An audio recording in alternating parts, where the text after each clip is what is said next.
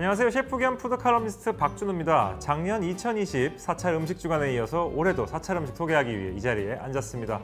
세계인이 반한 사찰 음식, 오늘 그 매력을 낱낱이 파헤쳐줄 각국의 대표 네 분 모셨습니다. 안녕하세요. 안녕하세요. 네. 오늘 어떤 사찰 음식 애호가들을 만나서 굉장히 기대가 되고 있습니다.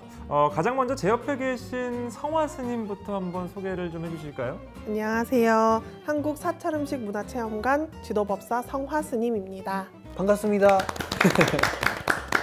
사찰 음식 문화체험관의 지도법사시면은 역시 사찰 음식에 대한 조예가 굉장히 깊으실 것 같습니다. 네. 그 뉴욕에 계셨을 때도 직접 지도를 하신 거잖아요. 뉴욕 생활 어떠셨어요? 저는 이제 공부도 하고 거기에 있는 학생들을 지도하고 어린이 포교를 위해서 간 거였어서요. 재미있게 잘 지내다가 들어왔습니다. 뉴욕에서 또 이렇게 활약을 하고 오신 성화 스님, 네, 잘 부탁드립니다. 네. 그리고 그 옆에는 마나 스님 나와 계십니다. 안녕하십니까. 멕시코에서는 온 마나 스님이라고 합니다. 아, 멕시코에서. 예. 네.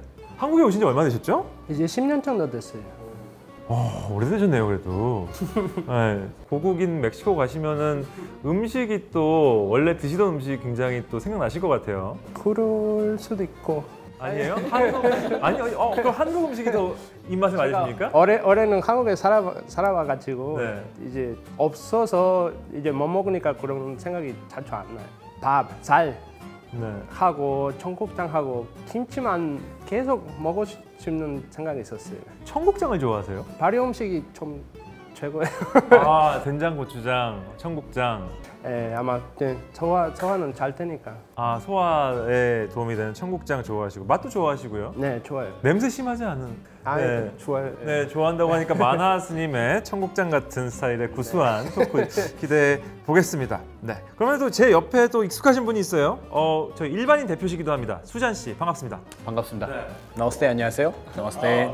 나마스테. 네, 네팔에서 온 수잔이라고 합니다. 반갑습니다. 네, 이 방송 보시는 분들은 아마 그 부분이 제일 궁금할 것 같아요.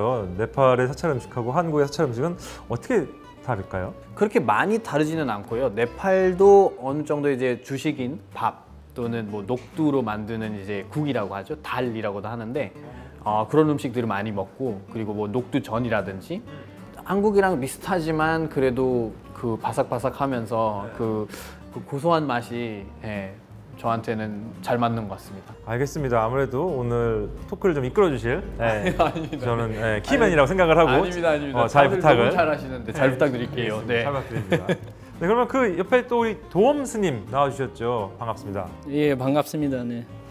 지금 베트남의 주지스님을 맡고 있는 도엄 스님입니다. 몇 년 되셨죠? 지금 계신 지? 저는 한국에 오는 지 15년 됐어요. 15년. 제일 오래된 온 것 같은데 여기서. 가장 최근에 한국 오신 성화 스님이십니다. 언제 들어오셨죠? 19년도. 네, 2019년에 오셔서 반갑습니다. 아직 멀었습니다. 네. 아주 너무 재밌습니다. 네, 이렇게 다양한 배경을 가진 네 분 스님들, 그리고 이제 수잔 씨와 함께 2021년 지속 가능한 사찰 음식에 대한 본격적인 토크 진행해 보겠습니다.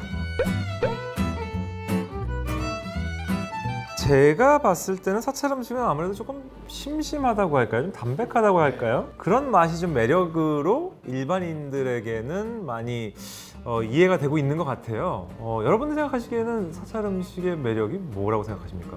네, 셰프님 말씀하신 것처럼 아무래도 파, 마늘, 부추 등의 자극적인 재료들이 첨가되기 때문에 담백한 게 사찰 음식의 특징인 것 같습니다. 한국 음식이는 깔끔하고 담백하고 그리고 깨끗하고, 그리고 몸에도 지금까지 제가 인도에 있을 때 하고 지금 이 한국에 와서 내 몸을 제가 느끼잖아요.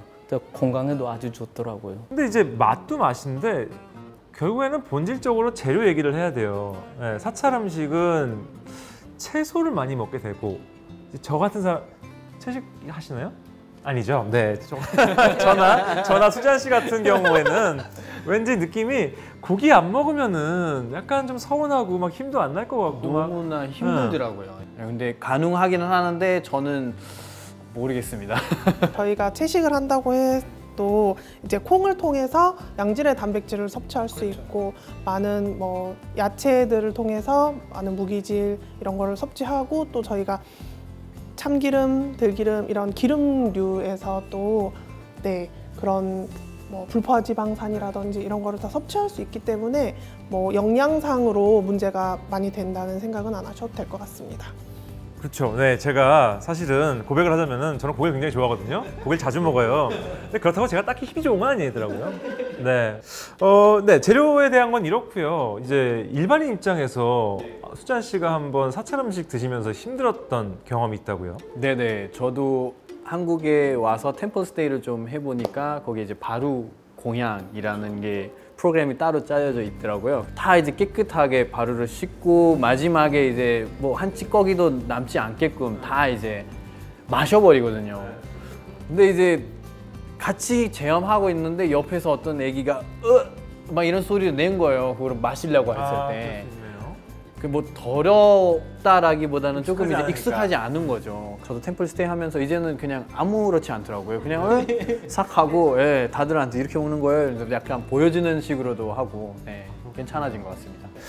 최근에 저는 아파트에 살고 있는데 음식물 쓰레기랑 그 분리배출 보면은 그 양이 어마어마해요. 마침 또 다양한 배경의 스님들이 오셨으니까 여쭤보고 싶은 것이 멕시코 같은 경우에요. 한국처럼 이렇게 좀 음식물 쓰레기들이 좀 많이 좀 나오는 편인가요? 멕시코에서는 음식물 쓰레기 많이 나오겠죠. 근데 한국처럼 그렇게 관리 잘 안 되고 봉투까지 없어요. 그러니까 쓰레기 봉투는 있는데 그냥 여기 일반 쓰레기 아니, 쓰레기 봉투 없어. 아, 쓰레기 봉투도 없어요? 그냥 한 봉지에 그냥 음식물이랑 일반 다 봉투만 그냥 걸어요. 하고. 저희도 뭐 수십 년 전에는 비슷했던 것 같습니다. 자, 그러면은 이제 사람 수 하면은 이제 인도를 빼놓을 수가 없는데요, 도엄스님. 인도는 어떤 풍경이 펼쳐지나요? 한국하고 비교하면 인도는 완전히 생각하죠. 그런 게 음식이 쓰레기물 많이 나오기 때문에. 그리고 그 결혼식이나 다른 큰 행사하면 엉망엉망 만들어잖아요, 음식을. 그게 3분의 1 버려요. 그런 게 안타까운 거예요. 네, 그렇게 쓰레기들 너무 배출이 많이 되고 처리가 안 되다 보니까 지구가 아프다고 표현을 하는데 기온 올라가고요. 자연재해들 뭐 엄청나게 생기고 있잖아요. 수잔 씨도 경험이 하나 있다고 들었었는데요. 2014년, 16년 이렇게 다녀왔는데 그 빙하가 녹는 그런 모습들을 실제로 볼 수가 있었거든요. 그리고 또 그 새로운 호수들이 생긴 거예요. 해발도 높은 곳에서 이렇게 호수가 생기니까 신기한 일이라고 생각을 할 수 있는데 위험한 거죠. 네, 기후변화가 너무 심해진 것 같아요. 한국 뭐 24절기 얘기하지만은 어떻게 좀 다르죠, 느낌이? 네, 봄하고 가을은 거의 왔나 싶으면 가고 네, 한 일주일 봄? 네? 가을 되나요? 네. 여름은 점점 더 더워지고 겨울은 점점 더 추워지고. 네, 그 내부에 언급하신 것처럼 이제 기후변화, 자연재해가 가장 피부로 와닿는 시기인 것 같은데요. 실제 과학자들이 다가오는 2030년이 지구의 운명을 결정할 마지막 기회라고 말하고 있습니다. 이 시기까지 이산화탄소 배출량을 줄이지 못하면은 지구 온도는 계속 상승할 것이고 결국 대재앙이 온다라는 건데요. 유엔 환경계획 발표에 따르면 2019년 한 해 배출된 쓰레기만 9억 3,100만 톤에 달한다고 합니다. 이를 처리하는데 어마어마한 이산화탄소 발생할 거고요. 선택이 아닌 필수가 된 탄소 중립시대 우리가 꼭 생각해 봐야 될 것 같습니다. 이 시기에 사찰 음식이 할 수 있는 역할이 저는 분명히 있을 거라고 보거든요. 어떻게 생각하세요? 많은 분들께서 이제 사찰 음식을 한 번씩 경험해 보시면 집에 매 끼니 그렇게 사찰 음식처럼 드시지는 못하시더라도 이제 집에 돌아가셔서 사찰 음식을 조금씩 생활화하시면 그게 전체적으로 많은 도움이 되지 않을까 이렇게 생각을 합니다. 저희가 진짜 그 욕심을 내지 않고 남김없이 진행을 해야 된다라는 것을 어릴 적부터 그런 생활 속에서 교육을 시키면은 어느 정도 이제 감소시킬 수 있지 않을까라는 그런 생각이 듭니다. 그리고 저희 5명 중에서 또 특히 도엄 스님은 음식물 쓰레기에 대해서 또 생각하시는 게 많잖아요. 일단은 음식을 세대한 소중함과 그 감사함을 느끼고 그리고 세대한 음식물 쓰레기를 줄이기 위해서 노력하면 좋겠다고 이런 생각을 느낍니다. 네, 저희가 이제 사찰 음식 얘기를 하다가 갑자기 환경 얘기를 많이 하고 있는데 다시 좀 사찰 음식 얘기를 하자면은 이런 부분이랑 약간 맞물려 있기 때문에 저희가 얘기를 하고 있는 것인데 이 성환스님, 사찰 음식이 어떤 음식이다라고 얘기를 좀 정리를 해볼까요? 사찰 음식은 지구를 살리는 음식이라고 할 수 있을 것 같아요. 네. 왜냐하면 제철에 나오는 그 지구 환경, 자연 환경에서 나오는 그런 음식들을 사용하고 이 재료를 만들기 위해서 힘써주신 농부분들이나 그 요리를 해서 제가 먹을 수 있는 이 상에 올라올 때까지 애써주신 모든 분들의 노고에 감사하는 마음, 그리고 이제 자연의 이런 조화로움을 생각하면서 먹는 음식이기 때문에 이제 지구를 살리는 음식이 사찰 음식이지 않을까라고 생각을 합니다.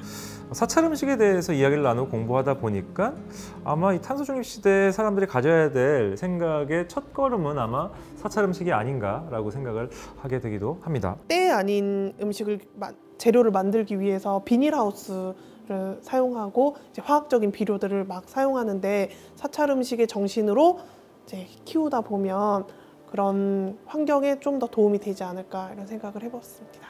논리적으로는 어려운, 굉장히 좋은 기술이긴 하지만은 그 철이 아닌 음식을 그 억지로 비닐하우스의 만든다는 거니까. 온도와 습도를 조절하기 네, 위해서 네. 아주 많은 전기와 이런 산업 자원을 사용하고 있으니까요. 맞아요. 맛있는 것만 생각했지 그런 부분은 맨날 놓치고 있는 것 같습니다.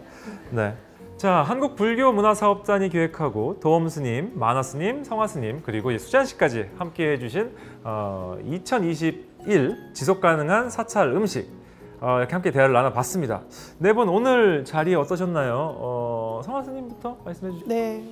이렇게 사찰 음식과 기후 환경 변화에 대해서 이야기할 수 있는 시간을 여러분들과 함께 가질 수 있어서 너무 즐거웠고요. 유익한 시간이었다고 생각합니다. 저도 이렇게 처음에 와봤을 때 재밌더라고 하고 이제 경험에 대해서 공유하고 즐거웠어요. 감사합니다. 네, 좋은 경험 공유해 주셔서 감사합니다. 네. 최대한 음식이 줄이는 걸로 노력하시고 같이 이런 얘기를 나눠서 너무 감사합니다. 네.